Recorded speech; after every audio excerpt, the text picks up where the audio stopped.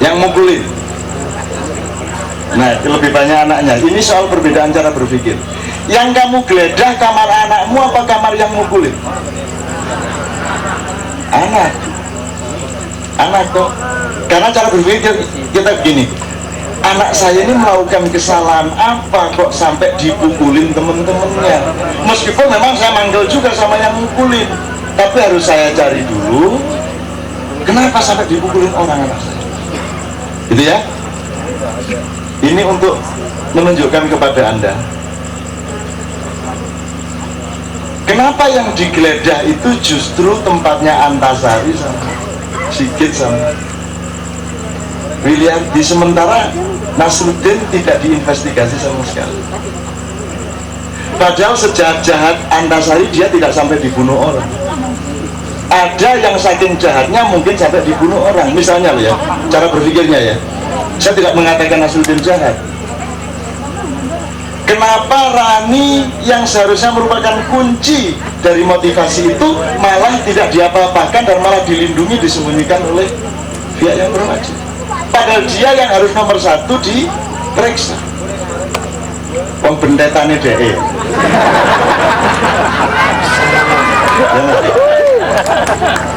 Nah, teman-teman sekalian, sampai hari ini belum ada informasi yuridis mengenai kasus itu. Yang ada adalah simulasi kultural. Belum ada berita-berita yang berkekuatan hukum sampai hari ini. Ini untuk memberi contoh kepada Anda bahwa di Indonesia ini gelap kayak apapun itu nggak dipertanyakan. Tidak ada talk show mengenai ini tadi. Betul nggak? Tidak ada tulisan mengenai ini tadi. Tidak ada koran yang mendesak kecurangan pemilu di Jawa Timur, Sulawesi Selatan atau pilcaleg yang kemarin. Tidak ada. Gitu loh. Tidak ada yang mempersoalkan. Artinya orang Indonesia itu punya kesanggupan untuk bisa melihat cahaya di dalam kegelapan. Gitu loh. Nah, jadi ini nabi-nabi lagi seminar. Ini bangsa satu ini aneh gitu. Itu kira-kira ya. Nah, nanti kapan-kapan saya ceritain, saya wawancara sama beliau-beliau, termasuk saya wawancara mengenai LDI, mengenai NU, Muhammadiyah, PKS, segala macam, tak tanyain sama Rasulullah. Menurut sampean PKS itu bagaimana? Kalau NU, Muhammadiyah, gini, karena kan setiap jadi ketua ormas akan itu untuk mencalonkan diri, siapa tahu akan jadi wakil presiden. Ya, yang dulu si Pak Hasyim Muzadi, kemudian yang kemarin ya siapa tahu Din Samsudin bisa naik kan gitu kan. Jadi saya tanya sama Rasulullah, apa pendapat sampean? Saya tolong dikasih NU, Muhammadiyah, PKS dan sebagainya. Rasulullah jawab gini, PKS ki apa toh? Nek Muhammadiyah ki aku urung tau krungu ya, ngono kuwi. NU apa meneh iki kok ya? Jadi Rasulullah ternyata enggak tahu NU. Tidak tahu Muhammadiyah. Jadi Anda jangan tanya saya NU apa Muhammadiyah. Rasulullah saja nggak tahu NU, nggak tahu Muhammadiyah. Bagaimana ini? Ini tidak saya panjangkan, tapi untuk supaya memberi dasar-dasar cara berpikir. Jangan bertengkar. Masa gitu Rasulullah sendiri aja nggak tahu ya. Ada NU, ada Muhammadiyah ya. Apalagi PKS. Nggak tahu sama sekali Rasulullah. Sama Ustadz Hilmi yang tidak kenal, apalagi sama Reto kan begitu kan. Ini kalau tak terusin ini menjadi sampai ke PSI, sampai ke mesin politik Golkar dan PNI dan seterusnya. Saya alhamdulillah begitu itu saya pelajari semua. Jadi saya kembalikan ke pertanyaan Anda Mas, sudah Anda jangan bingung mau milih itu, karena Anda milih A atau B atau C itu tidak berakibat apa-apa. Ya. Karena apa? Milih Anda tidak tergantung yang Anda contreng, tergantung kepada niatmu kepada Allah apa. Itu namanya syariat. Syariat itu kayak orang sholat. Sholat itu menghasilkan apa Mas? Apa? Apa sih habis sholat terus padi jadi subur gitu. Habis sholat terus harga turun gitu kan enggak. Sholat itu tidak memproduksi apa-apa. Sholat itu cuma setor sama Allah supaya Allah melakukan banyak hal yang bersifat rahmat kepada manusia.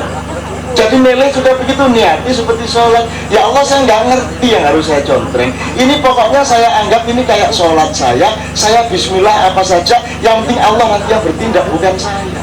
Tinggal begitu.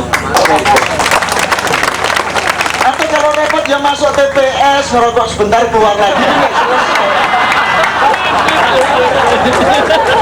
Atau pakai pakai cinta sosial.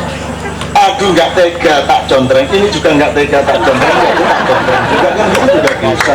Begitu banyak pilihan. Ini apa? Ini dia pusing sama yang enggak, makanya nggak dapat istri. Jangan istri dulu daripada milih. Lah meneng-meneng kok ngeluh soal pilpres, bujuk gitu ya. Gak apa-apa ya teman-teman sekalian ya. Oke, saya persingkat. Anda tidak bisa apa-apa di Indonesia ini, tidak bisa apa-apa. Itu tinggal hubunganmu sama Allah bagaimana.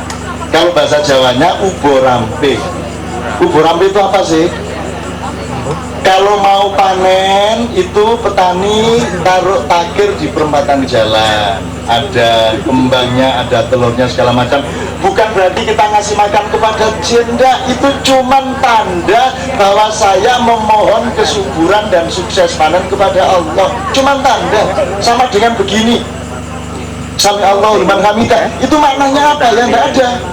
Tapi begitulah saya menandai, memberi tanda kepada Allah bahwa saya sedang memohon kepada Dia, gitu loh. Jadi jangan terus dipertanyakan, kenapa kok pakai begini? Asyhadu anna Muhammadar Rasulullah. Anak semua ini. Loh, kalau itu Anda persoalkan, Anda gila sendiri. Itu cuman ubo rampe bahasa Jawanya, maka Anda nyontreng itu jadikan ubo rampe kepada Allah, bukan urusan Indonesia. Indonesia itu masalah kecil, dan kita lebih kecil lagi karena kita tidak akan bisa mengatasi masalah di Indonesia, tidak bisa ini Mas. Maka bencana tadi mari kita pertanyakan, ini musibah apa rezeki? Kan kalau ada musibah kan ada tiga, mungkin ini ujian, mungkin ini peringatan, mungkin ini hukuman. Kalau hukuman kita cari kesalahan kita bertobat, kalau ujian berarti kita akan naik pangkat, mari kita lulus. Kalau peringatan ada yang nggak bener nih, harus kita tinggalkan yang nggak bener ini sebelum dihukum oleh Allah. Nah, pertanyaan lebih besar, kalau Allah kasih sesuatu itu petunjuk, apakah penyesatan? Karena Allah juga bisa menyesatkanmu. May yahdihillahu fala mudhillalah wa may yudhlil fala hadiyalah, kan gitu. Nah, sekarang saya kasih yang agak praktis, Mas. Tolong didengarkan. Anda pikir pilpres itu sesuatu yang berlangsung mandiri di Indonesia? Anda pikir ini sekarang belum globalisasi gitu? Anda pikir dunia ini punya urusan masing-masing, Indonesia masing-masing sendiri-sendiri, Malaysia sendiri, Amerika sendiri? Nggak bisa. Negara kecil yang nggak punya kekayaan aja diurus sama negara adikuasa, apalagi Indonesia yang kaya raya, yang penduduknya dasar-dasar seperti ini, pasti akan disubversi dan ditunggangi. Apalagi mereka punya aset-aset sangat banyak dan kepentingan sangat tinggi di Indonesia, dari Freeport sampai timah sampai batu bara segala macam. Maka teman-teman sekalian, presidennya besok itu siapa, wakil presidennya siapa, kabinetnya siapa, itu sudah digiring, didesain untuk supaya ada satu tim pemerintahan 2009 sampai 2014 yang memastikan bahwa sistem pasar bebas yang sudah berlangsung cukup baik ini menjadi mutlak, tidak boleh ada gangguan lagi. Jadi kamu presiden, kamu wakil presiden, kamu menteri keuangan,